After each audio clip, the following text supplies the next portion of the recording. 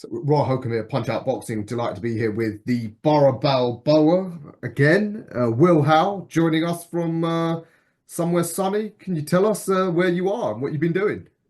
Yeah, I'm out in FUERTEVENTURA, sparring the Romford Bull. Wow, fantastic. So, being invited to Johnny Fisher's training camp, I guess. Is that right? Yeah, yeah. As a sparring partner for Johnny out in FUERTEVENTURA. It's lovely weather, a bit of warm weather training for myself, but it's a massive thing to come out here and be part of a huge fight. Yeah, I can imagine. And I mean, it shows a measure of your abilities that a big name is actually asking for you to come out and be a sparring partner, I guess. Yeah, it's obviously listen. It's a massive opportunity for myself to come out here and to be part of such a big fight and be obviously a sparring partner for Johnny and him to think that I'm good enough to be like a main sparring partner for this fight who we can learn off and practice what he needs to do like myself what I need to learn to do in fights and stuff. So obviously that I can't, it's the opportunity is huge. Yeah, I wonder for a fighter like yourself who's still fairly early in your career, when you get invited to these camps, do you half treat it as a bit of a holiday as well? Get top up your tan and all of that? No, not really. Like I say, a holiday for me is obviously I've got a young baby who's not 20 months. So obviously for myself, them holidays are more just sitting about, bit of training, bit of this. But this is more training, like I say, sparring this morning, 6 mile tonight, running. So obviously it's still training. I need to be on the ball. I can't really switch off even though I can sit in the sun for a little bit after sparring, enjoy the warm weather, enjoy aspects of it. I definitely like to say that I'm enjoying myself definitely, but you need to be on the ball all the time. I can't just switch off from the boxing side of it and just think, oh, I'm on holiday. Oh, absolutely. Yeah. You can understand us civilians. We just think a nice warm location. Hey, I wouldn't mind doing that at work, but I guess for you guys, it's different. Yeah, definitely. Like I say, it's a mass, it's a great new opportunity, but I've still got to stay on the ball. Obviously, fights myself that could come off, and opportunity that could roll off after this camp. I need to be ready. Like I say, I have opportunities where I have downtime for myself. Opportunities where maybe something could come straight away after this, or could be 3 weeks after this. So I've got to stay on it. I can't really think, oh, I just slack this, I miss a run here, or do this. I'm warm weather. I've sparred this morning. I'm done. I need to be at the level that I expect of myself.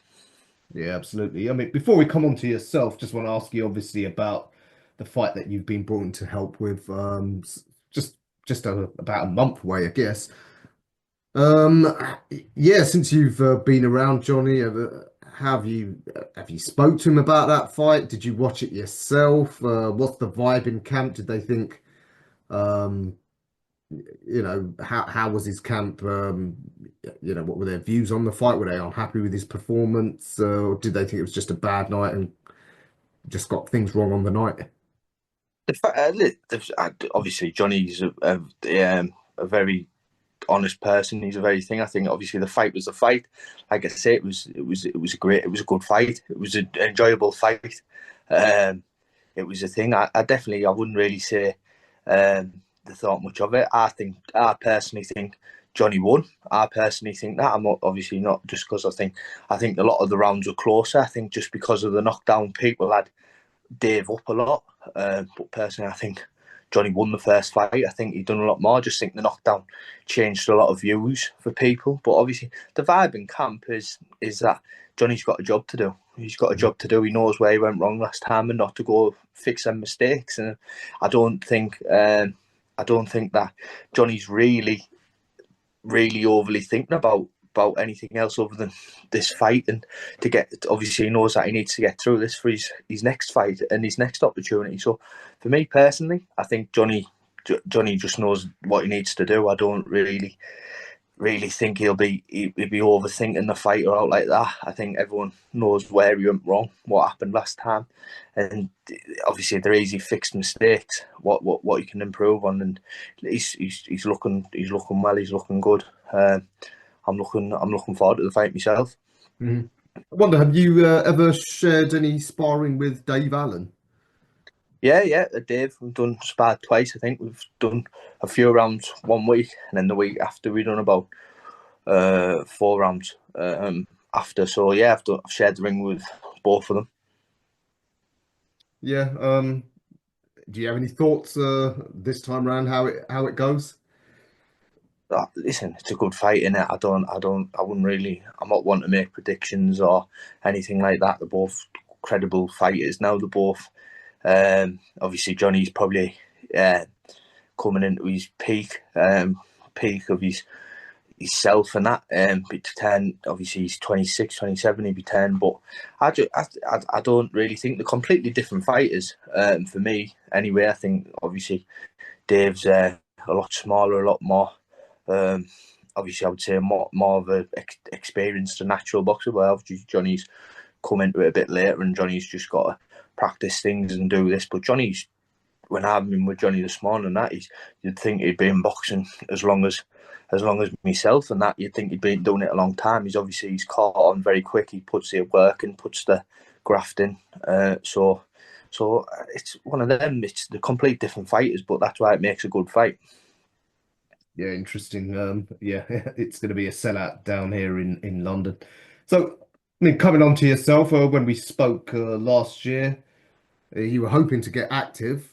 But I don't think you've had a fight since then. Is that the struggle of again Yeah, being a northeastern boy without a big promoter behind you? yeah, definitely, definitely. I think it's a hard opportunity, a harder way to make opportunities for yourself. I should say it's a lot harder.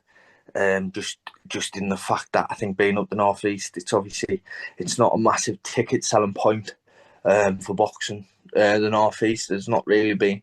We've had great boxers, like you say. You've had Savannah, Michael Hunter, world champion Lewis Richardson. In the past, you've got like the likes of Matt Pat and Luke McCormick, northeast boxers. Great, absolutely phenomenal talent. But obviously, a lot of them move away because the opportunity is not as great. But like I said, I think last time we spoke, I was 3-0 and 4-0. I boxed a good lad in Lamar Griggs game, come to fight. Um, I was probably a few shots off from getting the stoppage I felt. At times, I feel like I didn't follow up on stuff, which I should have done. But I think really, I'm just still in that position where I'm young. It's just not great for being getting fights. Really, I feel like obviously opportunities you need to make, and that's like I say, like this coming out here is an opportunity. People see you, get to know, get to see what you're about, get to see what you like, and obviously the publicity and the rest of it. Yeah, I mean, since then, has any opportunities come in for, say, fights that weren't appropriate? Maybe someone like who you're not ready for, but wouldn't be appropriate for you at the stage of your career. Like I say, I boxed last April with a bad hand. I boxed then, and I've done more damage to hand in the fight. And then straight after that, I got an opportunity to go and fight in Florida for good money. I can't really remember the lad. I think he was a Russian fella out there for really good money. Which I couldn't have done, because I could have done for the money. I could, like I say, but I'm not. The thing is with boxing, you're either about money and you take them fights, and that is what your career is, Hmm. or you take the fights where you think, well, no, it's not the right time, and that sort of money I think will come again. I'll get better money than that. So that was my idea behind that. But no, I'm quite game to take fights. Obviously, I've got a team at home and that. Still 23. I think with me being a heavyweight, I've done a lot in the amateurs, experience wise, and that. I think they don't really want me to go swimming with the sharks yet and just be pushed out into hard fights. And the thing is with me, I'm game, and I know a lot of people say, "Oh, yeah, you're game." oh no, oh yeah, I'll go and fight. I'll fight anybody. And I'll do that. But I genuinely mean, I wouldn't lie down. I'd go till I was out on my back. I'd go till I get knocked out. I'm not scared to get hit. I'm not scared to take a punch. I'm not, like I say, Johnny's a massive puncher. I'm happy to get in there during the weeks and do the rounds with Johnny. And like I say, I've been in with some phenomenal talents like the likes of Moses when he won his world championship medal. And I think when he went to the Europeans and stopped everyone in the round, I've done rounds with the likes of him. Matty Harris, big punchers. I'm not afraid. I'm not thinking. I'm game and I'm ready to just go and go and go. But obviously, my team know that, and my team know that obviously that sort of style. If you're in hard fights, you shorten your career. And I think being so young, I think, well, we can hold off. We can have an easier approach. I should say there's never an easy fight, easy approach, and just say take the smaller steps. But sometimes I think the way, like I say, it's not the biggest in the northeast. It's hard to get your chance, get your name out there. So I think my sort of step would be see where I go within the next year, and then if not, you're going to have to take an opportunity. I'll have to take a chance. Even within the next 6 months, you have to have a sort of fight. And like I say, you can always come back and sell tickets and pay for a home show. I don't think that ever goes out the window, even if you go for that. And if you're going for the good fight and you win, you're up the ladder, aren't you? And that's the start. Yeah, good on you. As you said, you're young, so you don't have that pressure to rush yet, and yeah, you don't want to sacrifice the long term for some short term benefit. Is a problem for guys like you that there just aren't the journeymen anymore. I think there's like a handful of them at heavyweight now, that Yeah, in the UK. yeah, definitely. I don't really say it like the sort of journeyman. I used to watch. I think 10, 15 years ago, I think fellas were getting a good wage doing it, getting good money. I think, but the British board had brought in certain rules that sort of slowed it down or stopped it. Hmm. Uh, and like I say, after my last fight, Lamar Griggs, you could look at his record and say, "Oh, he's not that." But all credit to Lamar, he's game. He comes to fight. He's not. He wouldn't lay down easy or out like that. So that was a hard fight. I boxed a French lad before that, Ford Shally. Nice fella, lovely fella, but obviously once we're in that ring, game on. Hmm. And he wasn't the biggest or hardest hitters, but he was a Brazilian Jiu-Jitsu black belt or something, and he was just very handy at big tying, and he was very awkward and very neat, I would say, with his defence. So that was a hard fight. And you look at the records and people say, "Oh, but they're not really journeyman." And if you look at my second fight, Miller Ponov, he stopped the lad. He knocked the lad out his next fight after me. Hmm. It was another English prospect, and like I said, he's dangerous, and I beat him unanimously. And obviously, I boxed Jake Darnell for my debut, but I'd say my 3 fights after Jake have been top. Have been like good tests, really. Like I said, different fights. Milaponov got a little stocky, bit of power behind him. If he hits Hmm. you, he's going to hurt you. Ford, awkward, not really letting you hit him. He's not going to throw a million punches, not going to really outbox you like that, but he could do what he does, and that is be awkward and sort of outbox you just by hitting the better shots if you miss. And like I say, Lamar Griggs' game comes to fight. If you're not on your game, he's going to beat you.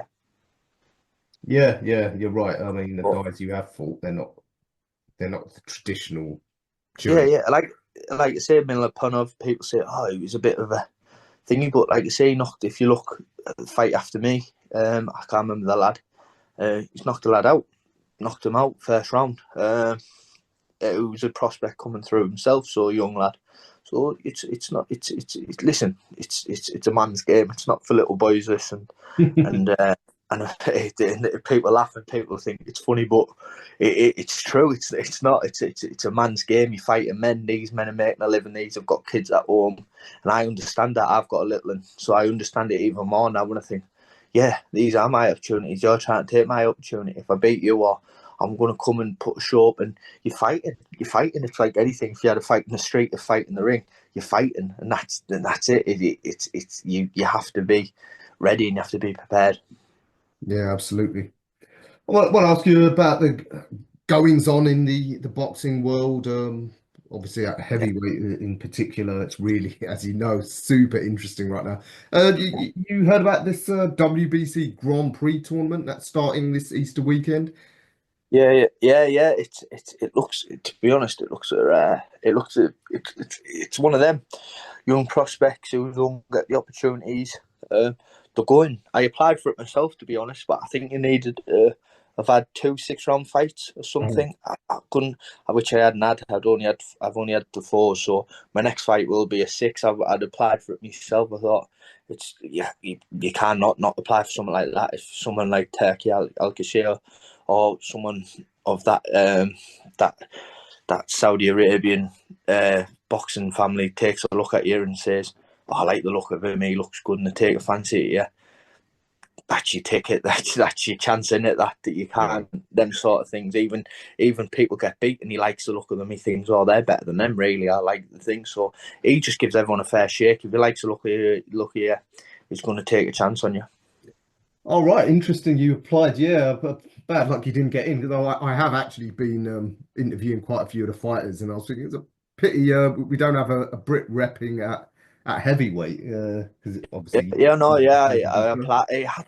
You had to have 2 6 round fights, or you'd have had to have 3, and you had to have between 6 and 10 fights. I've only had 4 as well, so but I still applied. I read that before I entered. I just thought if they don't have enough candidates, but obviously there'll be enough heavyweights probably in the world, young, young enough probably to think, yeah, I like to crack at that to go and have a crack at it. But yeah, like you say, I did apply. I just took the chance on that. That they might think, oh, we don't have enough people to put in here, just put them in. Yeah. A couple of the fighters I spoke to, strictly speaking, they didn't meet the criteria. But well, these were in other weight classes, so they got let in anyway. But oh well, as you said, heavyweight is so thriving right now. They had no shortage. So yeah, I mean, like I said, we know about the world scene.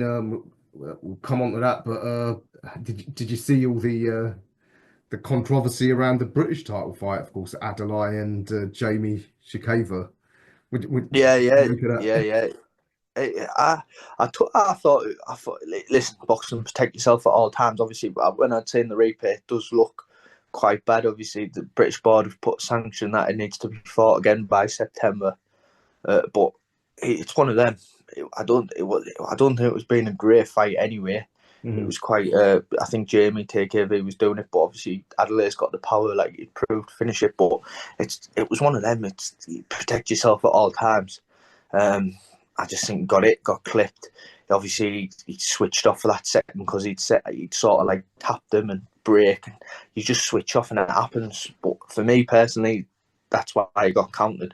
The referee had sort of done his job, and he's told them at the beginning, protect yourselves at all time. The referee can't make you put your hands up, and that's when he's hit him. So it's counted as a win for David Adelaide. It was it's a fight that's going to probably happen again now.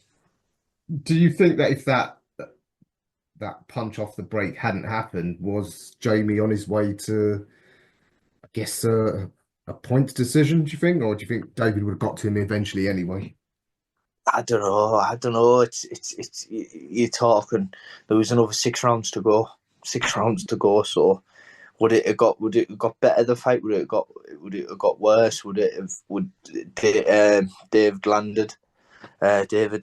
So it's one of them. Would Jamie might have just hit him. Jamie might have started. He might have got tired trying to chase him down, box him anyway, and Jamie could have stopped him. It's one of them. It could have gone anywhere. You don't know. It never happened. So I bet the rematch will probably happen most likely. So we'll see. Obviously, this time he'd be all fired up, Jamie. Now just to prove to everyone that I was gonna be British champion. Yeah, indeed. And of course, the main event, Joe Joyce and Hergovich. Again, everyone seems to have a view on what Joe Joyce should do after this. But how did you see the fight? Personally, I didn't think Joyce looked that bad. In fact, I thought he was competitive. I don't think Joyce looked that bad. I don't think he looked that bad. Obviously, I think it's just that style of fight, and I think the know he'll meet a lot more.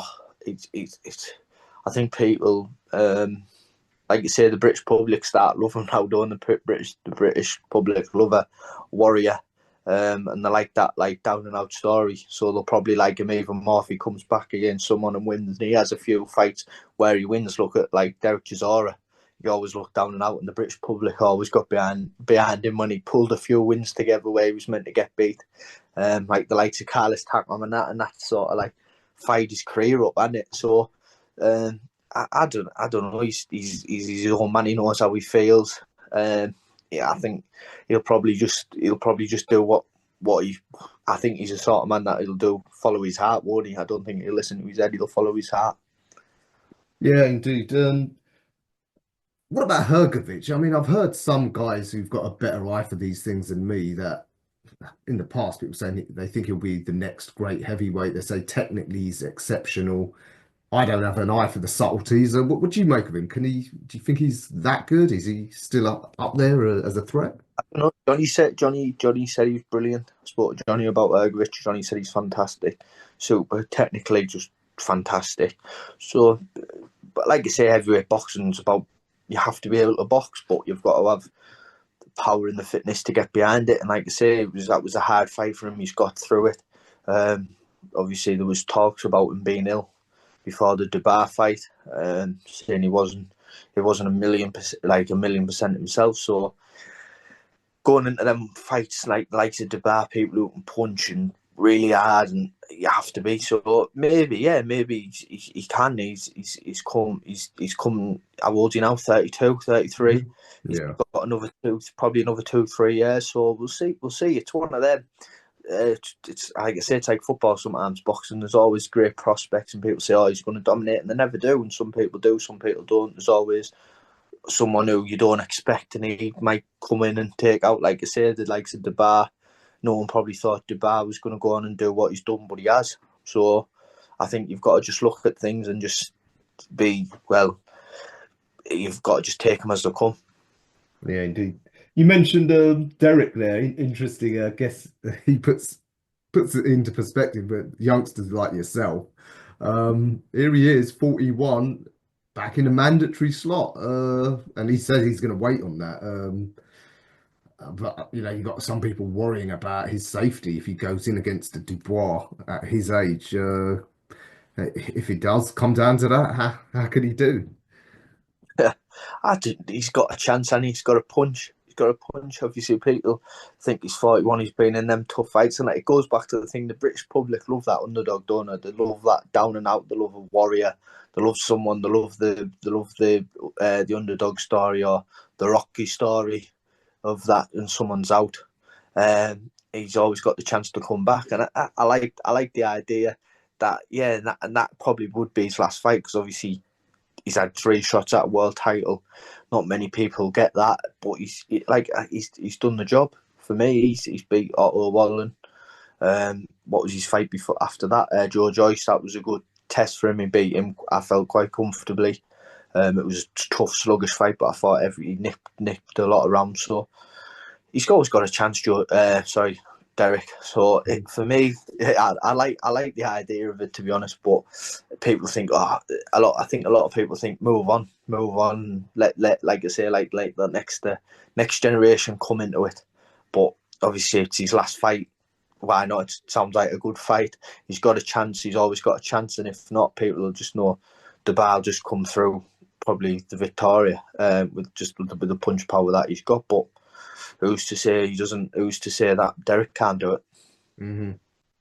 Although the rumours are sort of circulating around the Twitter sphere this morning is that Dubois and Usyk are in final negotiations for this summer at Wembley. Daniel, he looks a different fighter when his dad's barking orders at him in the corner. Usyk's 2 years older than when they last fight. Daniel's coming into his peak. If that rematch does happen, do you see it quite different to the first fight? No, I don't know. I laugh because I think it's. Can you ever count Usyk out? Could you ever say Usyk's going to be too old? His punch ratio goes up as the rounds go through. Is he going to be any different? Yeah, he's a bit older. He's a bit more aches, a bit more thing. But Usyk might that might be Usyk's making. He might beat him, might catch him. But you see Usyk, do you see Daniel outboxing him? I don't know. I think it's one of them. That's why it's got to happen again. People always say about that punch on the belt. Was it high? Was it low? What was it? You don't know. So it's for me. That's why it's got the history now for a good fight.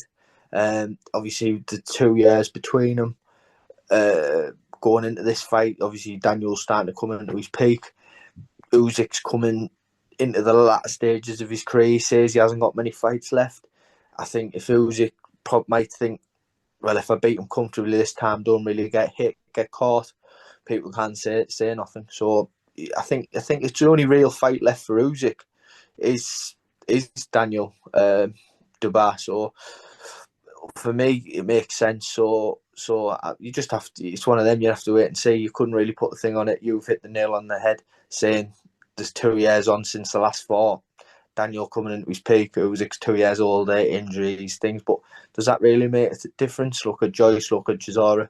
Sometimes you get better with age. The experience kicks in. You know what you can do and you can't do. Hmm. Well, it'll be fascinating if that happens. And the other big heavyweight title in inverted commas fight that's announced, of course, Fabio Wardley against Miller. I mean, it's going to be great fun, if nothing else. I think style-wise, that'll match up to be a great fight. Oh, yeah, definitely. Like I say, I've shared the ring with Fabio. He's another one. He wouldn't back down from a challenge, and I feel like he's got better with time, got better with experience. He knows what he can do, and like he says, he thinks he can do a better job than Daniel Dubois because I think he's eyeing that fight up himself. He knows if he can get through Miller, his next opportunity could be a world title shot at Daniel. But is it one of them fights where he's overlooking? Is he thinking, I think he's going to gas out? I know that I have to keep away from him for a few rounds. He's going to get tired, he's heavy, and he gets clipped. But I think Wardley's got a lot in his tank, a lot in his bag to offer. Yeah, if nothing else, he packs a hell of a punch. But Oh, Miller's he's always good value at press conferences, creating a bit yeah, of definitely, drama, isn't definitely. Yeah, the thing is, he's value for money, Miller. I think that's why the fight makes sense. Even just out of nowhere, just exploded the other day. I don't even think. I just think he got bored, didn't he? I think he's there. Oh, right, I'm bored now. Let's sell this. And that's what it's about. It's not really about talking to questions and interview when you're in a fight like that. It's about just selling the fight, talking. I think sometimes you're better with a disruption like that, a big explosion of something, and it gets people interested. So he's, like I say, he's value for money, Miller. Yeah, I can see the capacity at Portman Road might have to be increased a little bit for June the 7th. If I was to ask you, where do you think the heavyweight scene? What do you think the situation will be, say, this time next year? Because I think Usyk's already said this is his last year. So if it is Daniel, he might have one more. He's saying maybe an MMA guy or whatever. It'll probably be an easy cash out. And then the heavyweight division's wide open. So yeah, where do you guess the scene will be this time in a year? I think I like the look of the GKBL. I think he's a lot to offer. I think you've got to put Daniel in there. Obviously, Daniel's going to be in there. I think the likes of Tyson and Joshua have only got to fight each other. I think Tyson's been running again. Make it look like he's going to get himself back in a bit of shape. But I think that's them sort of finished. Tyson and Joshua after that fight. So like I say, I think you've got the likes of even Martin Bacoli come through. Even though he's had that fight, I think Parker will still be there. You've got the GKBL Moses Atuma push into that.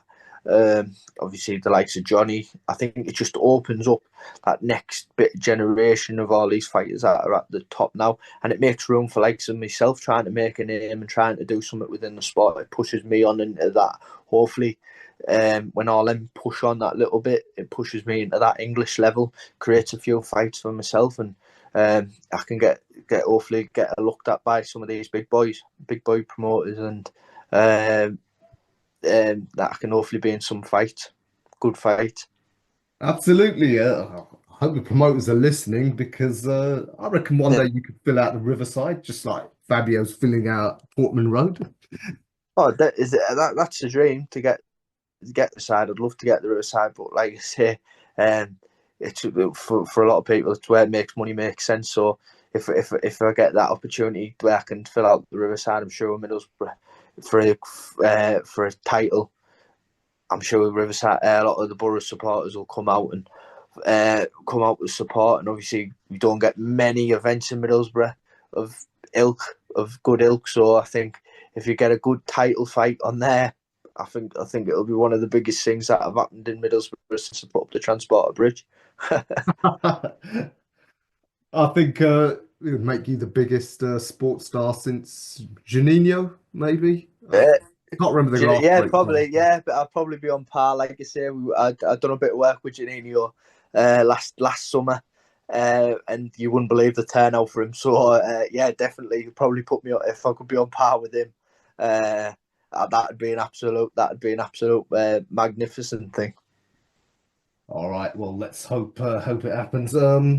Yeah, I guess you don't have a fight locked in, but you're staying ready, so hopefully Yeah, we'll get some. hopefully some news. Hopefully just some news soon, just to get out, just have a bit of. Like I say, I could have fought this weekend on a show, but all the chance was to come out here. But I took the opportunity to come out here. Like I say, sometimes you fight. You've got to take sometimes the thing that you think is going to be the biggest step in your career, and if that's fighting or like you say these camps. Like you say, helping Johnny in massive fight of this, what's going to be a sellout at the Copper Box or the Copper Bosch. It's going to be it's one of them things that you've got to take and you've got to value and look at and sit down and just talk sometimes. Like I say, I talk a lot with my dad, and I felt like this was the bigger opportunity to come and help Johnny do this, and hopefully help push my career a little bit in the upwards direction. Yes, indeed. Yeah, let's hope this opens some doors for you. All right, Will. Anything you want to add before I let you get back to your sunbathing? Oh, just thank you for the support that I already receive. All my sponsors and all they are. Obviously, this has helped me get a few more back on board, and it obviously opens a few doors like that. And just want to say a massive thank you to all my continued support, and I really appreciate it. It's a massive help in the journey. There's always going to be ups and downs, but hopefully more ups and downs. So thank you, everyone. Absolutely. Stay the course, fans. Long way to go in the Baz Balboa story. Will Howe, thanks for your time, and hopefully we will speak again soon. Yeah, hopefully soon. Cheers, pal. Thank you very much.